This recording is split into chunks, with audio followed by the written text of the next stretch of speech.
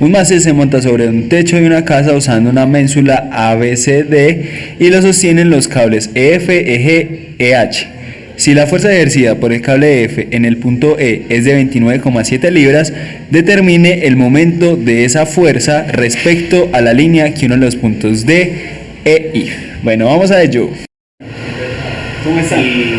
Como podemos ver, están pidiendo el momento con respecto al punto D o I. Como lo podemos ver, ese punto está ubicado en la parte del techo, el punto D, y la parte I está ubicada en el punto de esta ménsula.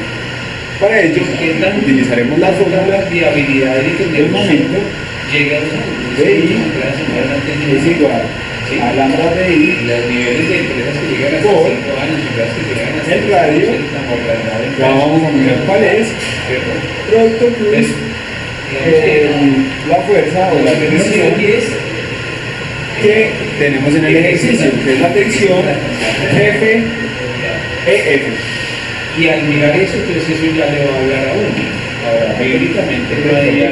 Bueno, el valor de lambda de I lo tenemos referenciando el punto D al punto I, como podemos ver en este diagrama que realizamos. Ahora, la tensión EF podemos ver que es una tensión que tiene una dirección hacia el punto F, llega al punto F.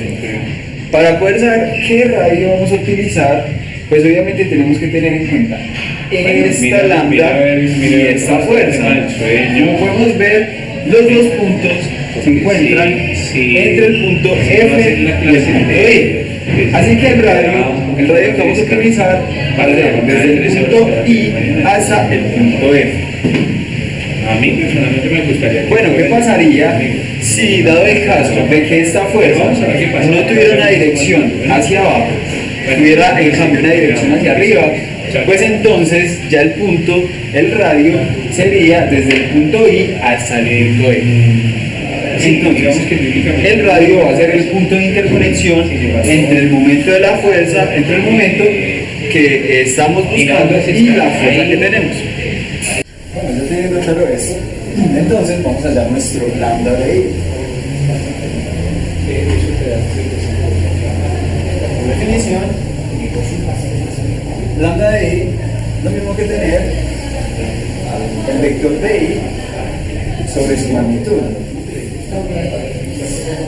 Para esto, entonces necesitaremos hallar nuestros puntos coordenados para poder hallar nuestro vector y para poder hallar nuestra magnitud.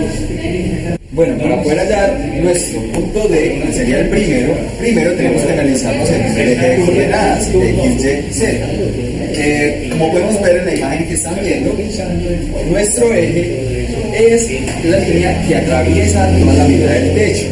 Por ende, nuestro punto D se encuentra en el punto 0 del eje con respecto al eje X. Entonces podemos decir que nuestro punto D se encuentra en 0 y ahora lo vamos a analizar con respecto a Y. Con respecto a Y, como podemos ver, tiene una altura de 1.2 pies. Por ende, nuestro eje Y sería 1.2 J. Ahora, algo que tenemos que tener muy en cuenta cuando vayamos a analizar el sentido, ya sea positivo o negativo de nuestro eje de coordenadas, es que según la nomenclatura, para donde nos indique las flechas, por ejemplo, Y, Z y X, ese va a ser nuestro lado positivo. Por ende, podemos ver que nuestra D se encuentra en el lado negativo. ¿Cuánto? Vamos por acá y podemos ver que está 2.4 pies en el lado negativo. Por ende, nuestro punto Z es menos 2.4 K.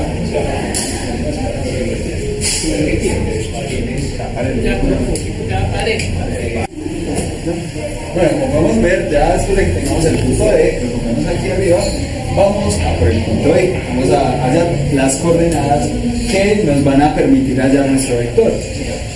Como podemos ver, en el eje X se encuentra en 4.8. ¿Por qué? Nuestro eje X es el que encontramos en este sitio Y como podemos ver, desde el origen hasta el punto B tenemos 4.8. Y el punto B y el punto I se encuentran en el mismo eje X. Ya con esto ya podemos ir a nuestro eje Y, que como podemos ver se encuentra sobre el plano. Es decir, las coordenadas en el eje Y es 0. Y como podemos ver en el eje Z está en el mismo punto de Y, es decir, menos 0.4. Menos ya sabemos porque Z está positivo para este lado, pero para allá está negativo. Entonces es menos 2.4. Ahora, ya tenemos nuestros vectores. Nuestro vector I y nuestro vector D. Ahora tenemos que restarlos para hallar un vector resultante. ¿Cómo hacemos esto? Desde el vector, como podemos ver, va desde ahí, del vector al que llega el vector, es decir, ahí se le resta el vector que sale, es decir, D. Entonces le restamos D y menos D. Como podemos ver, el vector DI es igual a 0.8, 4.8 menos 0 y más 0J menos 1.2 más menos 4K menos 4K. Con esto hallamos de que nuestro vector K, nuestro punto K desaparece porque es el mismo punto.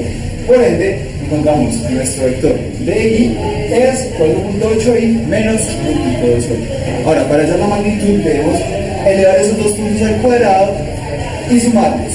Y después de eso sacarle la raíz cuadrada, que es la ecuación que tenemos en este punto, que es la raíz de 4.8 al cuadrado más menos 1.2 al cuadrado, que nos da el resultado de 4.94 pies.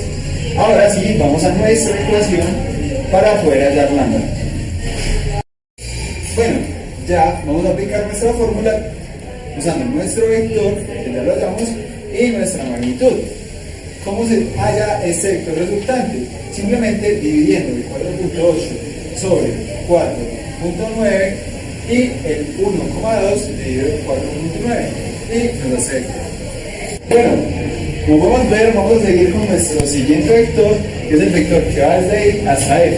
Primero debemos hallar nuestras coordenadas de F, que son 4.8, como vemos acá, porque están en la misma línea que B, I y C, y por ende también es 0J, es decir, en el eje Y está en 0.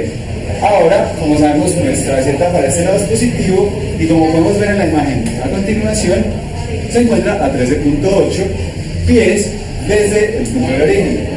Ahora, para nuestro eje Y, para nuestro punto I, perdón, tenemos que está en 4.8i, lo mismo como eje que X, 0J, menos Y, pero esta vez, como ya lo vimos, se encuentra en menos 2.4K.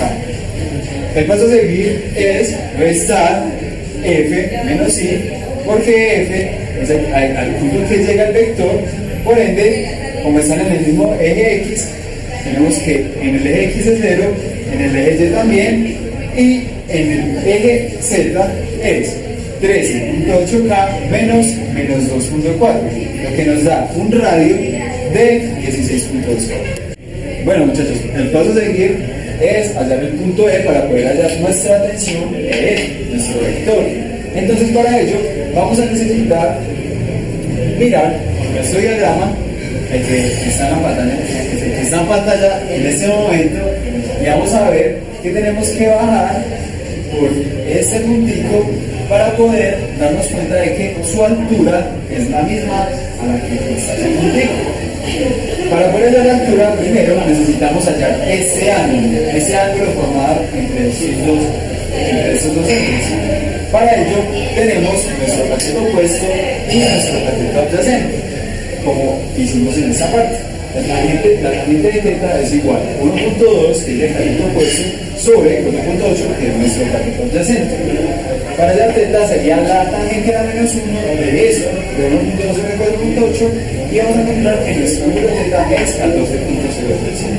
Ahora, también tenemos este cateto, pero necesitamos hallar esta altura.